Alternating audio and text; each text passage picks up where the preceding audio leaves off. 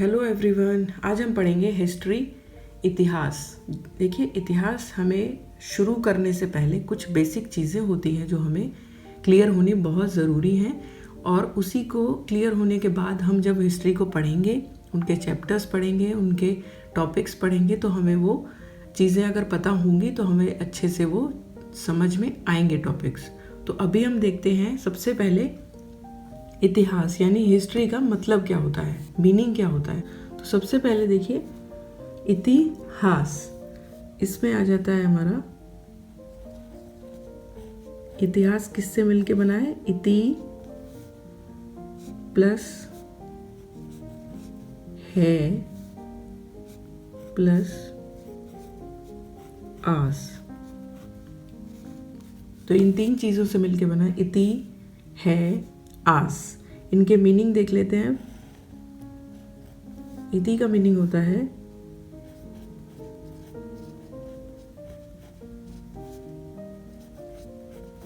ऐसा ही।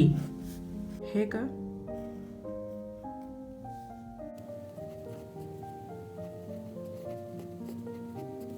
निश्चित रूप से।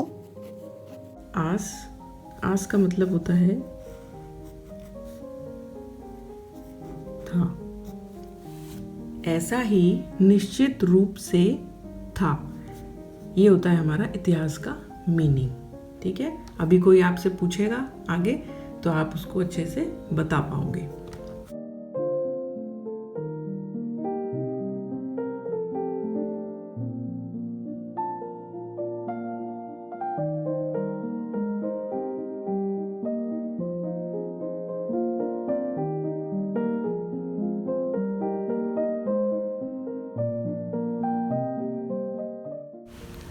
जिसका शाब्दिक अर्थ होता है ऐसा ही निश्चित रूप से था, या जो घटना निश्चित रूप से घट चुकी हो, वही हमारा इतिहास होता है। 1, अभी हम इसमें 2 पढ़ते हैं। 2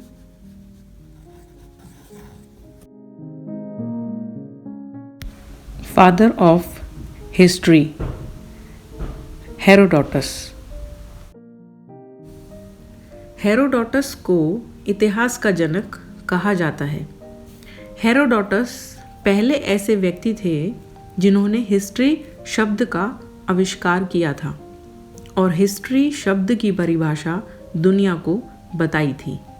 वह न केवल यूनान वरन विश्व का प्रथम इतिहासकार भी था, इसीलिए हम इनको फादर ऑफ हिस्ट्री बोलते हैं, क्योंकि ये पूरे वर्ल्ड के, पूरे विश्व के एक प्रथम इतिहासकार थे।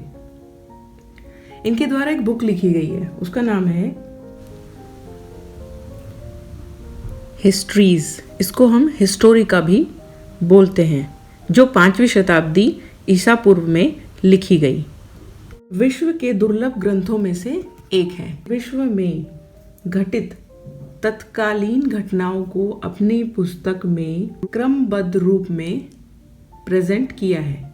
ठीक है, हेरोडोटस ने इन घटनाओं का प्रस्तुतिकरण कथाओं के माध्यम से किया है, यानी अपनी बुक्स में जो उसने उस टाइम जो भी घटनाएं घट रही थी उनको एक स्टोरी के रूप में उसने इस बुक में लिखा है। ठीक है, तो हेरोडोटस के बारे में हमें क्या क्या पता चला। फादर ऑफ हिस्ट्री, उन्होंने कौन सी बुक लिखी, हिस्ट्रीज यानी हिस्टोरिका। कहाँ के थे वो, यूनान के, और उन्होंने जो विश्व की, पूरे वर्ल्ड की जो भी उस टाइम की जो घटनाएं घट रही थी उनको एक स्टोरी के माध्यम से उस बुक में लिखा है। ठीक है, अभी हमें पता चल गया हिस्ट्री के बारे में। दूसरा हेरोडोटस के बारे में। ये 3 नंबर पे देखते हैं हम। आपने देखा होगा हिस्ट्री में बहुत जगह लिखा रहता है बी और सी। ठीक है, बी सी या फिर ए डी।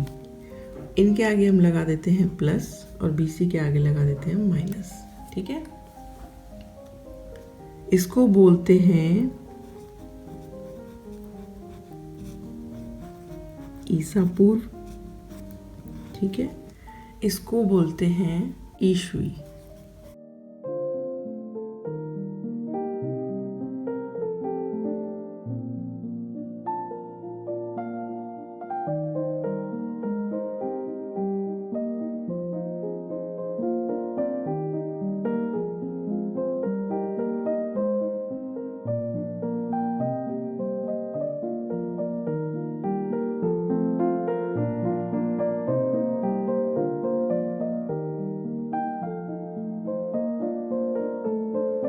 अब देख लें जीरो का मतलब, इसका मतलब होता है ईसा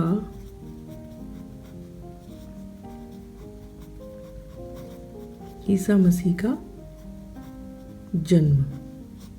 तो जब ईसा मसीह का जन्म हुआ इस समय यहाँ जीरो पे, ठीक है, अब उसके आगे का जो समय है उसको हम लिखेंगे AD। ए का मीनिंग होता है एनो डोमिनी, ठीक है, और BC का होता है बिफोर